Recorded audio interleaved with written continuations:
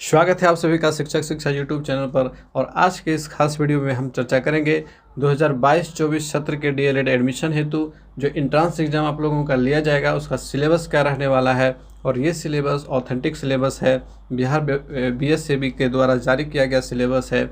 इसमें किसी भी तरह की त्रुटि होने की संभावना नहीं रहती है। जो ओरिजिनल चीज़ें होती हैं वो ओरिजिनल ही होती हैं, कहीं वेबसाइट से उठा करके ये आपको नहीं मिलेगा। ये बिल्कुल 100% ओरिजिनल डॉक्यूमेंट्स है। और इससे मैं वीडियो देखने के बाद आप हमारे टेलीग्राम चैनल पे जाएं, व्हाट्सएप ग्रुप पे जाएं, वहाँ आपको ये डॉक्यूमेंट्स आपको मिल जाएगा। तो चलिए शुरू करेंगे और एक एक चीज़ को समझेंगे। डिटेल से आपको सिलेबस के बारे में आज के इस वीडियो में जानकारी दी जाएगी।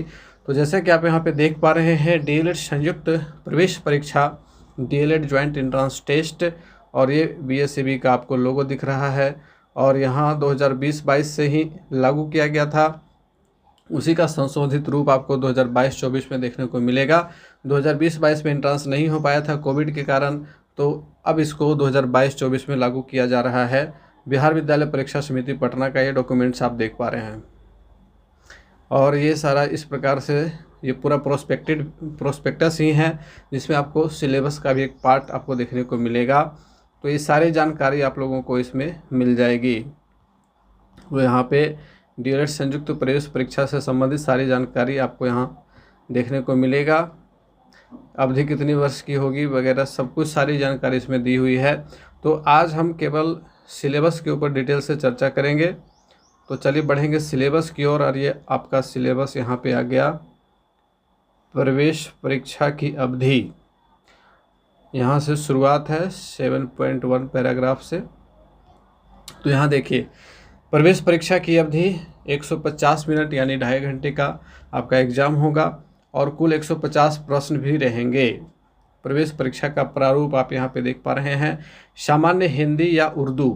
बहुत सारे कैंडिडेट कह रहे थे कि सर उर्दू रहेगा या फिर नहीं रहेगा, तो उर्दू भी रहेगा। जो कैंडिडेट उर्दू वाले हैं वो उर्दू सेलेक्ट करेंगे, उनको 30 प्रश्न जो है वो उर्दू के मिलेंगे। बाकी सारे जो सिलेबस में हैं वो सेम रहेगा। केवल हिंदी या उर्दू यहाँ पे दो अलग अलग भाषा के पेपर देखने को मिलेंगे। तो यहाँ पे देखेंगे 30 प्रश्न आपको सामान्य हिंदी या फिर सामान्य उर्दू से रहेगा। निर्धारित अंक 90 है, यानी कि एक प्रश्न के ऊपर आपको 3 मार्क्स मिलेंगे। ठीक है, 3 अंक एक प्रश्न के ऊपर, और इसमें नेगेटिव मार्किंग भी होगी। आप यहाँ पे नोट पॉइंट कर लेंगे, इसके बारे में आगे चर्चा करेंगे। पहले सिलेबस को देख लीजिए। तो सामान्य हिंदी या फिर उर्दू से आपको 30 प्रश्न रहेंगे। उसी प्रकार से दूसरा है मैथमेटिक्स के सेक्शन से आपको 30 प्रश्न रहेंगे। साइंस से 30 प्रश्न, साइंस से 20 ही प्रश्न है। ठीक है, साइंस से 20 प्रश्न है। सामाजिक अध्ययन यानी कि एसएसटी से 20 प्रश्न, सामान्य अंग्रेजी से 25 प्रश्न, और तार्किक एवं विश्लेषणात्मक क्षमता, लॉजिकल एंड एनालिटिकल रीजनिंग, यहाँ पे रीजनिंग आ रहा है आपका 25 प्रश्न यहाँ पे रहेगा। तो कुल मिलाकर के 150 अंक होंगे और 150 प्रश्न रहेंगे और 450 अंक होंगे। यानी कि प्रत्येक प्रश्न के ऊपर आपको 3 अंक दिए जाएंगे। प्रत्येक सही उत्तर के लिए 3 अंक दिए जाएंगे, जबकि प्रत्येक गलत उत्तर पर 1 अंक काट लिए जाएंगे। 1/3 का रेशियो रहेगा। यदि आप गलत आंसर करते हैं तो आपके 1 मार्क कट जाएंगे, और यदि आप 3 गलत करते हैं तो आपके 3 मार्क्स कटेंगे। तो इस प्रकार से ये क्राइटेरिया आप समझ में आ गया होगा आपको। अब इसका डिटेल सिलेबस देखिए कि हिंदी में क्या क्या पूछा जाएगा, इंग्लिश में क्या क्या पूछा जाएगा, मैथ्स में क्या क्या पूछा जाएगा, सारा डिटेल इसमें सिलेबस दिया हुआ है। चलिए उसको देखेंगे। पहला सामान्य हिंदी है। तो सामान्य हिंदी में देखिए, संधि प्रकार सहित संधि के कितने प्रकार होते हैं, और उससे ऑब्जेक्टिव प्रश्न ही रहेगा, सब्जेक्टिव तो रहेगा नहीं, ऑब्जेक्टिव प्रश्न ही रहेगा। ऑब्जेक्टिव प्रश्न को आपको सॉल्व करना है। तो इसके लिए आपको हिंदी व्याकरण की एक ऑथेंटिक बुक आपको लेनी है, जिसमें ऑब्जेक्टिव क्वेश्चन भी शामिल हो, उससे आप प्रैक्टिस करेंगे। दूसरा है समास, रचना और प्रकार सहित समास के कितने भेद हैं, है ना, 6 भेद, और उनके जो समास विग्रह होते हैं उससे प्रश्न आएगा। जैसे माता पिता में कौन सा समास है, इस प्रकार से प्रश्न रहेंगे। संक्षेपण, अनेक तरह के गद्यावतरणों के संक्षेपण से संबद्ध अभ्यास। पारिभाषिक एवं तकनीकी शब्द, उदाहरित वाक्यों में व्यवहृत शब्दों से ऐसे शब्दों की पहचान। एक पैसेज वाला प्रश्न रहेगा, पैसेज रहेगा, पैसेज से सवाल दिए हुए रहेंगे और उससे कुछ ग्रामेटिकल्स क्वेश्चन भी आपको देखने को मिलेंगे। मुहावरे और लोकोक्तियाँ, वाक्य प्रयोग, वाक्य शुद्धि, है ना, इनमें से शुद्ध वाक्य को पहचानें। आपने मैट्रिक में बनाया होगा इस तरह का प्रश्न। तो अगर आप मैट्रिक के 3-4 वर्षों के प्रश्न को देख लेते हैं तो आप यहाँ पे क्लियर कर सकते हैं इसको, ये भी आप याद रखें। पदबंध, वाच्य, वाच्य इंग्लिश में इसको वॉइस कहते हैं, एवं उनके भेद, वाक्य प्रकार। इसके बाद एक टॉपिक आपको इसमें साहित्य शास्त्र का रहेगा और ये टॉपिक आपको मैट्रिक में नहीं मिलता है, इंटर में भी नहीं मिलता है। ये टॉपिक आपको ग्रेजुएशन में मिलता है, साहित्य शास्त्र। इसमें आपको शब्द शक्ति, व्यंजना, अलंकार, अर्थालंकार, उपमा, रूपक, उत्प्रेक्षा, विरोधाभास, छंद, प्रमुख वार्णिका, काव्य गुण, रस इत्यादि पूछे जाएंगे। जो साहित्य के अंग होते हैं, गद्य के अंग, पद्य के अंग होते हैं, तो इसके बारे में आपको थोड़ा सा अलग से देखना होगा। इसके बाद अंग्रेजी की चर्चा करें तो सामान्य अंग्रेजी में आप देखें मैट्रिक स्तरीय रहेगा ये, यानी कि आपको जो मैट्रिक के लेवल पर आपने जो इंग्लिश पढ़ी है, इंग्लिश ग्रामर खास करके रहेगा। तो पहला इसमें देखें grammatical items and structures, reinforcement of items like sequence of tenses in connected speech, tense से सवाल आपको रहेंगे। रिपोर्टेड स्पीच यानी नरेशन से सवाल रहेगा। Use of non finites, passive voice से आपको सवाल देखने को मिलेंगे। पंक्चुएशन मार्क्स से सवाल आपको देखने को मिलेंगे। Semicolon, colon, dash, hyphen, parenthesis और use of brackets and exclamation marks. तो ये सारा पंक्चुएशन का पार्ट हो जाएगा।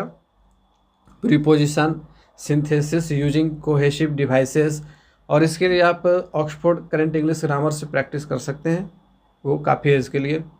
Phrases and idioms including phrasal verbs and prepositional phrases, तो फ्रेज का भी आपको देखना है, बहुत सारे फ्रेज रहते हैं ग्रामर के बुक में। और इसके बाद है क्लाउज। क्लाउज के बाद सब्जेक्ट वर्ब एग्रीमेंट है, और सब्जेक्ट वर्ब एग्रीमेंट के अंतर्गत आपको सब्जेक्ट के साथ किस प्रकार के सब्जेक्ट के साथ किस प्रकार का वर्ब लगता है, वो सारी चीज़ें पढ़नी होंगी। इसके बाद गणित का स्तर देखें तो ये भी आपको मैट्रिक स्तरीय रहेगा। मैट्रिक के लेवल पर आपने जो गणित पढ़ा तो उससे सवाल रहेंगे। संख्या पद्धति, बीज गणित, इसमें बीज गणित में आपको 2 चर वाले रैखिक समीकरण, द्विघात बहुपद आपको देखने को मिलेगा, द्विघात समीकरण देखने को मिलेगा, अंक गणित आवृत्ति देखने को मिलेगी, यानी कि जो सीरीज वाला सवाल रहता है वो भी देखने को मिलेगा। व्यवसायिक गणित इसमें अलग से रहेगा। व्यवसायिक गणित आपने मैट्रिक में नहीं पढ़ा है, 9-10 में अब इससे हटा दिया गया व्यवसायिक गणित को। तो व्यवसायिक गणित के लिए आपको एसएससी के गणित से आपको देखना पड़ेगा। आर.एस. अग्रवाल का गणित आप देख लें, उससे आपको शेयर एवं लाभांश, बट्टा, चक्रवृद्धि ब्याज, किस्तों में भुगतान, ये जो सवाल कॉमर्शियल मैथमेटिक्स के जो पार्ट है उससे आप आर.एस. अग्रवाल के बुक से बनाएं तो वो ज़्यादा बेटर होगा। नियामक ज्यामिति, कोऑर्डिनेट ज्योमेट्री से सवाल रहेगा। चतुर्थांश, किस चतुर्थांश में कौन सा कोऑर्डिनेट आएगा, उससे सवाल रहेंगे। और हो सकता है कि 1-2 सवाल आपको दूरी निकालने वाला जो सूत्र होता है उससे आपको देखने को मिलेगा। इसके बाद ज्यामिति की बात करें तो ज्यामिति में आपको यूक्लिड की ज्यामिति, रेखा एवं कोण, इसमें आपको जितने भी कोण के प्रकार होते हैं, ऋजुपूरक कोण, संपूरक कोण, ये सारी चीज़ें आपको देखनी होगी। त्रिभुज, चतुर्भुज, क्षेत्रफल, वृत्त, बनावट, त्रिभुज, वृत्त और इसकी बनावट, इससे सवाल रहेंगे। इसमें आप पाइथागोरस प्रमेय, थेल्स प्रमेय और वृत्त के अंदर जो नियम है, अर्धवृत्त का कोण समकोण होता है, ये सारा थ्योरम आप देख लेंगे। ऑब्जेक्टिव सवाल इससे आप बना लेंगे। आप क्या करेंगे कि मैट्रिक का जो स्टूडेंट फ्रेंड्स की बुक आती है उसके प्रत्येक चैप्टर के लास्ट में ऑब्जेक्टिव है, उन सारे ऑब्जेक्टिव्स को आप देख लें, क्लियर हो जाएगा। ठीक है, तो ये सारा आप यहाँ से देख लेंगे।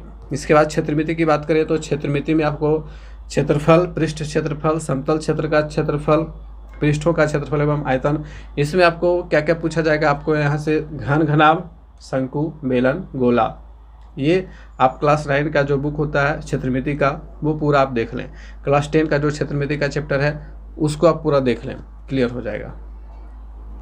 इसके बाद बात करें सांख्यिकी का, तो सांख्यिकी में आपको वही सांख्यिकी का जो चैप्टर रहता है स्टैटिक्स, उसमें आपको बहुलक, माध्यमाधिका बहुलक, ये 3 चैप्टर्स आपको देखने हैं वहाँ से।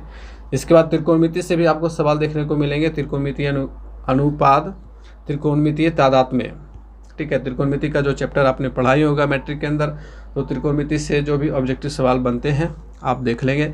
हाइट एंड डिस्टेंस को भी टच कर लेंगे, हाइट एंड डिस्टेंस से भी सवाल आ सकता है। सबसे बड़ी समस्या ये है कि पहले कभी एंट्रेंस एग्जाम हुआ नहीं तो किस प्रकार के सवाल आते हैं ये किसी को पता नहीं है ये, लेकिन यहाँ पे डिटेल सिलेबस आपको दिया गया है, तो आपको डिटेल्स एक एक चैप्टर से टच कर लेना है, आपको देख लेना है, बना लेना है। ठीक है, क्लासेस आएंगे, इस पर कोशिश की जाएगी कि इन सारे टॉपिक्स के ऊपर क्लासेस लाने के, लेकिन चूंकि बहुत वास्ट सिलेबस है और सारे सब्जेक्ट के ऊपर आपको देखना होगा, तो खुद से आपको मेहनत करनी होगी और समय बहुत कम यहाँ पे आपको मिलने जा रहा है। बात करें साइंस की, तो देखिए साइंस में मैट्रिक का स्तर ही रहेगा, तो मैट्रिक के लेवल पर जो आपने साइंस पढ़ा है, पादप एवं जंतु जनन एवं गुणवत्ता सुधार के लिए चयन, उर्वरक एवं खाद का उपयोग करने एवं कीट रोगों से बचाव, यानी कि जो जैव कृषि है, कृषि उत्पादन से जो सवाल आते हैं वो यहाँ पे रहेगा। साथ ही आपको पादप एवं जंतु जनन प्रक्रम, जो जैव प्रक्रम से जो सवाल आते हैं वो आपको देखना है। फिजिक्स का यहाँ पे सवाल आएगा, वाष्पीकरण, ऊष्मा का अवशोषण, ये क्लास 9 का है, क्लास 10 में आपको नहीं मिलेगा, ये क्लास 9 में मिलेगा। ठोस द्रव और गैस की विशिष्टता क्लास 9 में मिल जाएगा आपको, ठोस द्रव और गैस की विशिष्टता, ये केमिस्ट्री का जो बुक है 9 का, उसमें आप देखेंगे। आकार, आयतन, घनत्व, पदार्थ की अवस्था में परिवर्तन, द्रवण, जमना, वाष्पीकरण, संघनन, ऊर्ध्वपातन, ये सारा टॉपिक आपको मिल जाएगा क्लास 9 के बुक में। तत्व यौगिक और मिश्रण, समांगी और असमांगी मिश्रण, तत्व यौगिक मिश्रण भी क्लास 9 के केमिस्ट्री के बुक का दूसरा चैप्टर है, तो वहाँ पे आप देखेंगे सब कुछ मिल जाएगा आपको। कोलाइड्स और निलंबन, मूल इकाई, अणु और परमाणु, स्थिर अनुपात का नियम, ये सब याद करना होगा। आणविक एवं परमाणुक संहतियाँ, मोल की अवधारणा, कण की संहति और संख्या के मूल के साथ मूल का संबंध, संयोजकता के सवाल आपको देखने को मिलेंगे।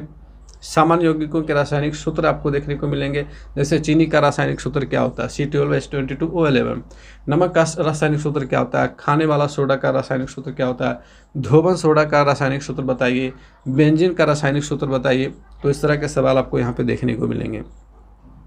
परमाणु सूक्ष्मतम कणों, इलेक्ट्रॉन, प्रोटॉन और न्यूट्रॉन से बनते हैं, इसके ऊपर भी सवाल रहेगा। और इसमें जो खोज जिन वैज्ञानिकों ने की है उसको आपको देखना होगा। ठीक है, परमाणु के जो 3 पार्ट हुए, इलेक्ट्रॉन, प्रोटॉन, न्यूट्रॉन, तो इसका आविष्कार किसने किया, किसने खोज किया, परमाणु की खोज किसने की, परमाणु के ऊपर प्रयोग किसने किया था, रदरफोर्ड का प्रयोग, डाल्टन का प्रयोग, ये सारा आपको देखना होगा। इसके बाद समस्थानिक और संभारिक, तो समस्थानिक और संभारिक को भी आप देख लेंगे। समस्थानिक और संभारिक भी क्लास 9 और 10 दोनों भी मिल जाएगा, क्लास 10 में निश्चित रूप से आपको मिल जाएगा। पौधे और जंतुओं में विविधता, तो पौधे और जंतुओं में विविधता ये क्लास 10 में आपको मिल जाएगा। वैज्ञानिक नामकरण के आधारभूत मुद्दे, वर्गीकरण का आधार, वर्गों एवं समूहों का पदानुक्रम, पौधे के प्रमुख समूल, विशेष लक्षण, bacteria, Thallophyta, bryophyta, pteridophyta, gymnosperm एवं एंजियोस्पर्म, ये सब क्लास 9 का बायोलॉजी का जो चैप्टर है उससे आपको मिल जाएगा। क्लास 9 का बायोलॉजी आप देख ले, तो देखिए 9 और 10 दोनों ही बुक आपको देखना पड़ेगा। क्लास 9 और 10 दोनों के आप फिजिक्स, केमिस्ट्री, बायोलॉजी को यहाँ पे देखना पड़ेगा, तभी आपका पूरा साइंस क्लियर होगा, क्योंकि दोनों बुक से चैप्टर्स लिए गए हैं। जितने भी टॉपिक हैं वो क्लास 9 और क्लास 10 दोनों के ही हैं। जंतुओं के प्रमुख समूह, इससे भी सवाल आएगा। अकशेरुकी फाइलम संध तक, कशेरुकी क्लास वर्ग तक कोशिका जीवन की आधारभूत इकाई के रूप में प्रोकैरियोटिक एवं यूकैरियोटिक कोशिकाएं जो होती है उससे सवाल आएगा। बहुकोशिकीय जीव कोशिका, झिल्ली एवं कोशिका भित्ति कोशिकांग, ये सब क्लास 9 और 10 दोनों के बायोलॉजी के बुक से आपको देखना है।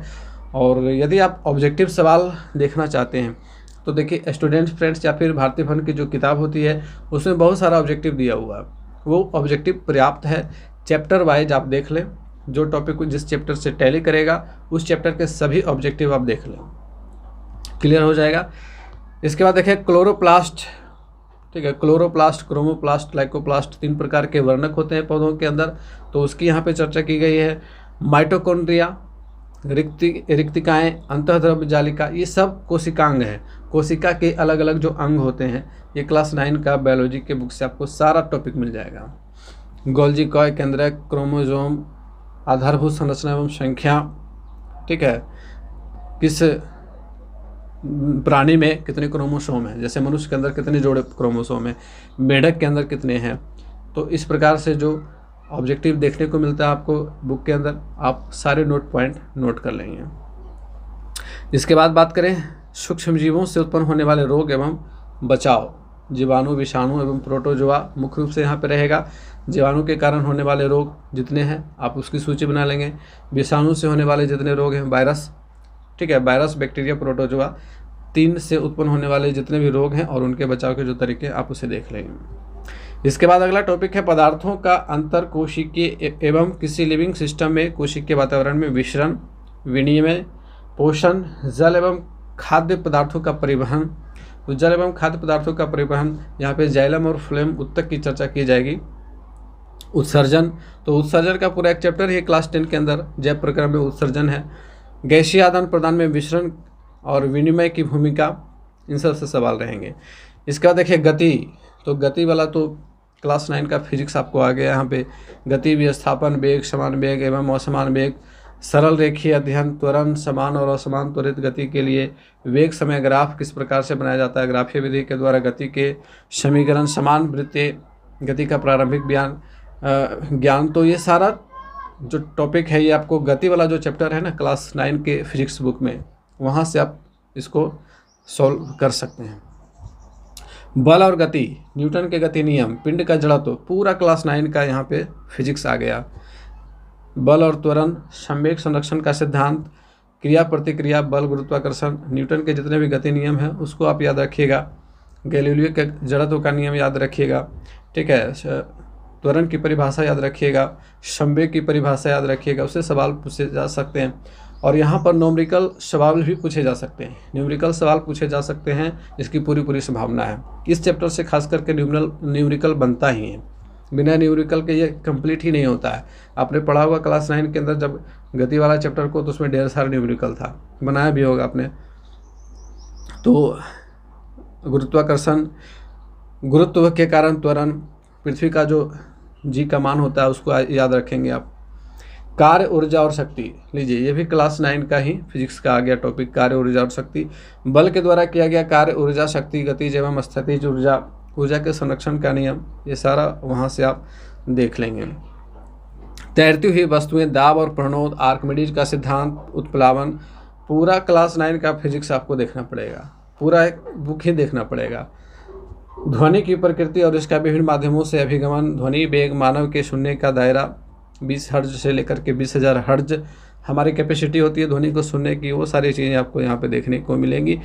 पराध्वनि यानी कि अल्ट्रासाउंड, सुपरसोनिक साउंड, ये सब आपको देखना होगा। प्रतिध्वनि, सोनार, सोनार इज द सिस्टम, और सोनार जो है एक सिस्टम है, समुद्र में दूरी, समुद्र की जो गहराई होती है उसको मापने का एक सिस्टम होता है जिसको हम सोनार कहते हैं। इसमें प्रतिध्वनि का प्रयोग किया जाता है, इको का प्रयोग किया जाता है। मानव कान की संरचना से भी सवाल पूछे जाएंगे यहाँ पे आपको। इसके बाद प्राकृतिक संसाधन, प्रकृति में संतुलन, ये आपको क्लास 10 का फिजिक्स से यहाँ पे मिल जाएगा। प्राकृतिक संसाधन वाला जो चैप्टर है क्लास 10 से आप देख लेंगे। जैसे देखिए भौतिक संसाधन के अंतर्गत जो भी आता है, वायु, जल, मिट्टी, पर्वत, श्वसन हेतु दहन, तापक्रम को सीमित या विकिरण करने हेतु वायु की भूमिका, वायु का चलना एवं पूरे भारत में वर्षा लाने, मानसून में इनकी क्या भूमिका, मानसून को आप देखेंगे।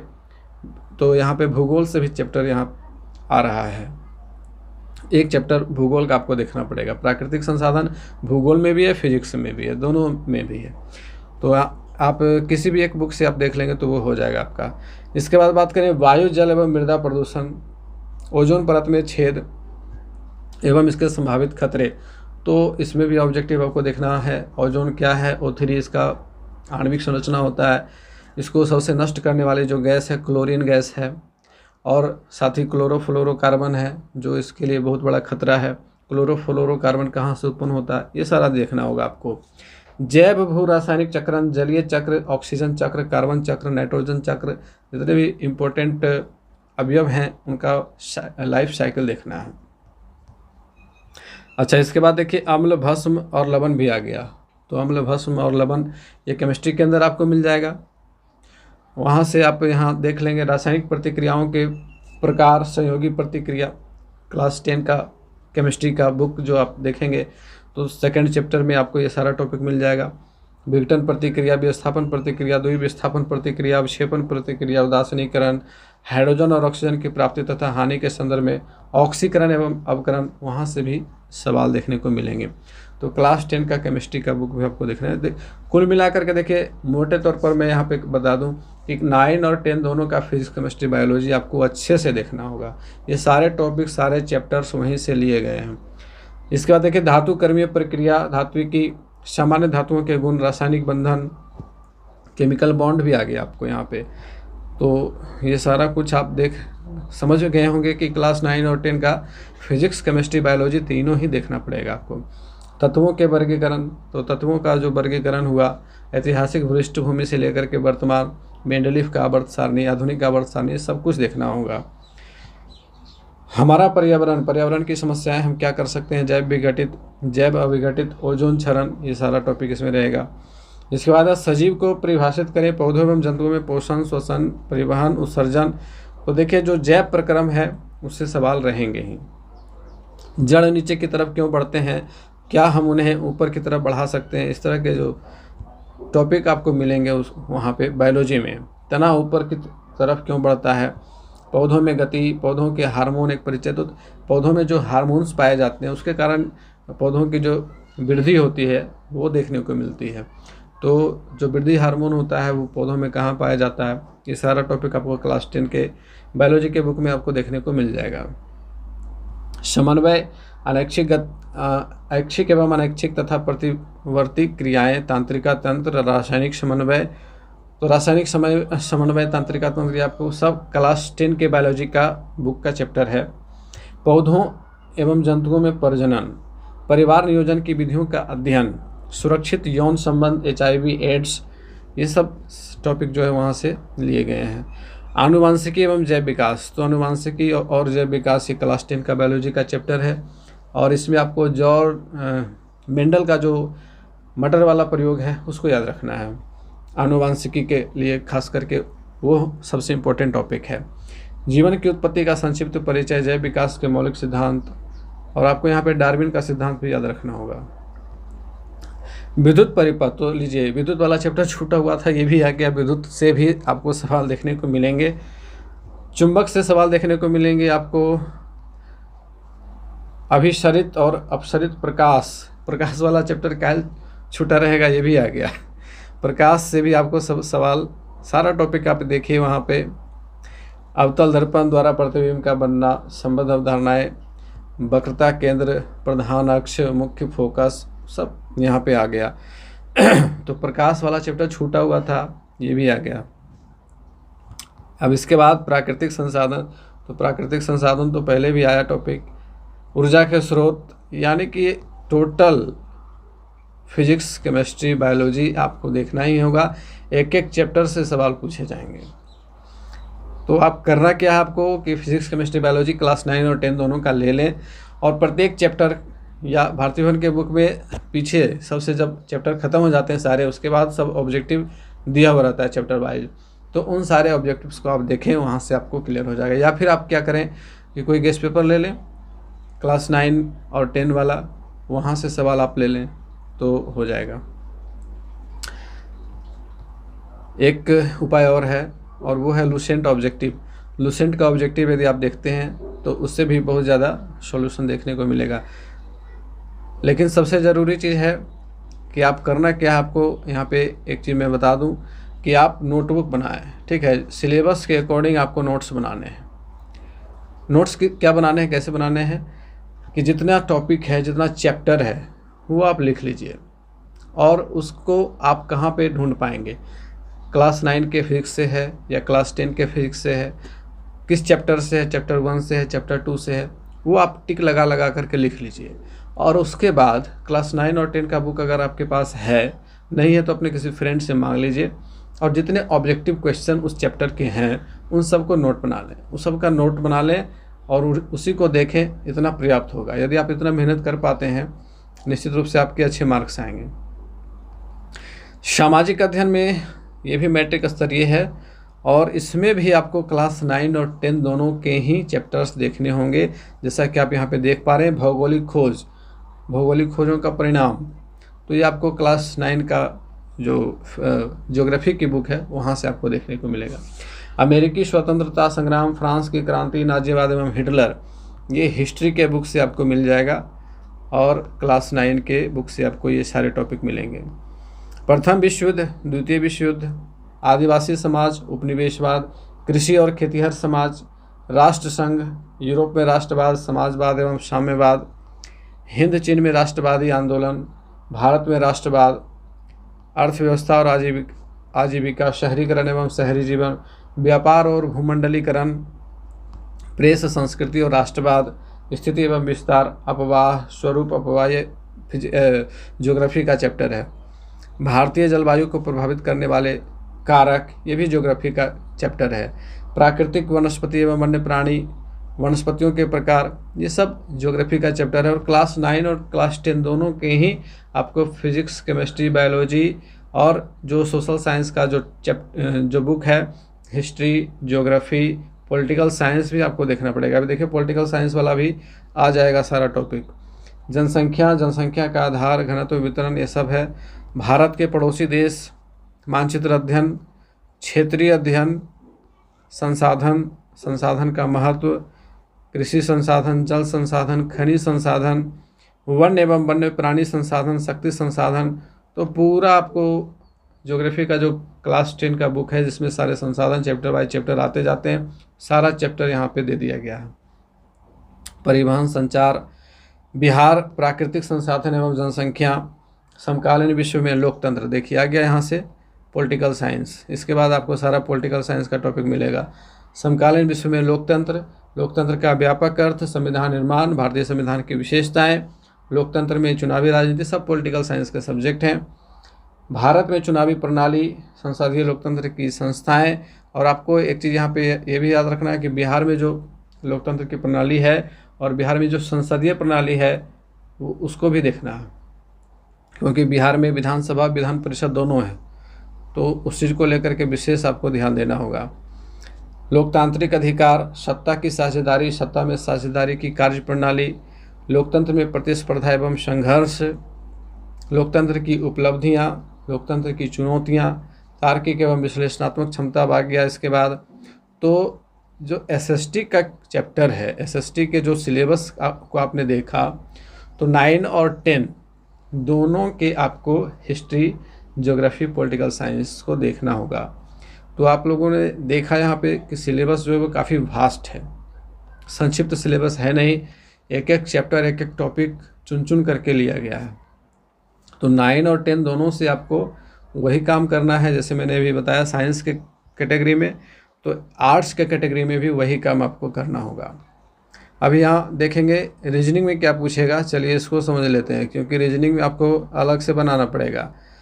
Physics, chemistry, biology, history, political science, geography, 6 दूना 12 बुक से आपको चैप्टर देखने को मिलेंगे। इसके अलावा मैथ का चैप्टर्स है, मैथ में भी आपको ज़्यादातर क्लास 10 का है। और अब यहाँ पर रीजनिंग का जो चैप्टर होगा उसके लिए आपको कोई एक रीजनिंग की किताब खरीदनी होगी, उससे आपको रीजनिंग बनाना होगा। इसमें देखिए क्या क्या है, या फिर आप यदि किताब नहीं खरीदना चाहते हैं तो यूट्यूब पे आपको बहुत सारे चैनल हैं जहाँ पे रीजनिंग की अच्छी पढ़ाई होती है, वहाँ से आप रीजनिंग वाला चैप्टर देख लें। कौन कौन सा चैप्टर देखना है, यहाँ स्पष्ट चैप्टर का नाम दिया हुआ है, इनको नोट कर लें। और यही सारे चैप्टर आप सर्च करें यूट्यूब पर, किसी अच्छे टीचर की वीडियो को देखें जो अच्छी तैयारी कराते हैं। Analogy, classification, series, coding decoding, blood relation, direction sense, logical, Venn diagram, alphabet test, seating arrangement, mathematical operations, arithmetical reasoning, यानी कि मैथ से भी सवाल इसमें रहेंगे रीजनिंग वाले, जो श्रेणी वाला सवाल रहता है, 4 अंक दिया हुआ रहेगा, 5वां जगह खाली, इसमें क्या भराएगा वो भी पूछा जाएगा।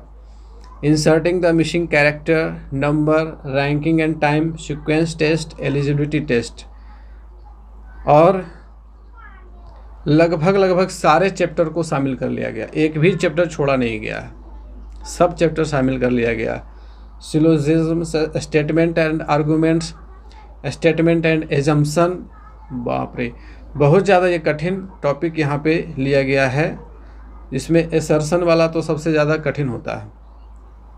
Statement and conclusion, deriving conclusion, assertion and reasoning, punch lines, situation reaction test, cause and effect, analytical reasoning. और ये रीजनिंग वाला जो चैप्टर है, रीजनिंग वाला जो टॉपिक है, ये टोटल बीएड वाला सिलेबस उठा करके डाल दिया गया है। बीएड में भी यही सारे सिलेबस के अंतर्गत है, सारा चैप्टर बीएड वाला है और उसी का उठा करके इसमें भी डाल दिया गया है। तो खैर कोई बात नहीं, जो सिलेबस है उसके अकॉर्डिंग आपको तैयारी करनी है, अच्छे से तैयारी करनी है, कम समय में अच्छी तैयारी करनी है। सबसे बड़ी चुनौती आपके सामने यही है। तो आपने क्लास 9 और 10 में कैसी पढ़ाई की है, ये टोटल उसके ऊपर डिपेंड करता है। अगर आपने अच्छी पढ़ाई की है, अच्छा मेहनत किया है और आपके नोट्स अभी तक आपके पास हैं, तब तो आपकी नैया पार हो जाएगी बहुत आसानी से। वैसे जितने टॉपिक को यहाँ पे डिस्कस किया गया आप लोगों ने देखा, सारे चैप्टर आपको मिल जाएंगे। क्लास 9-10 का अगर बुक आपके पास है तो आपको ज़्यादा परेशानी नहीं होगी। अच्छा, उर्दू वाले कैंडिडेट उर्दू में देख लेंगे। उर्दू का जो मैट्रिक स्तर ये रहेगा, मुझे उर्दू तो आती है नहीं, तो आप लोग यहाँ पे देख लें। वैसे आपको ये सारा डॉक्यूमेंट मैं आपको डाल दूँगा टेलीग्राम पे, व्हाट्सएप पे, और नया डीएलएड ग्रुप भी बना दिया गया, डीएलएड ग्रुप 3 के नाम से। तो 22-24 के जितने स्टूडेंट हैं सब उसमें आ जाएं, कनेक्ट कर लें। वहाँ पे आपको ये सारा मटेरियल मिलते रहेगा और तैयारी में जितना संभव हो पाएगा वहाँ हम तैयारी कराने की कोशिश करेंगे। लेकिन देखिए, सिलेबस आप लोगों ने देखा इतना वास्ट है, सारे टॉपिक के ऊपर आधारित सवाल यहाँ पे आपको देखने को मिलेंगे। तो वो सारी चीज़ें हैं। तो आज के इस वीडियो में उम्मीद है कि आपको सिलेबस समझ में आ गया होगा।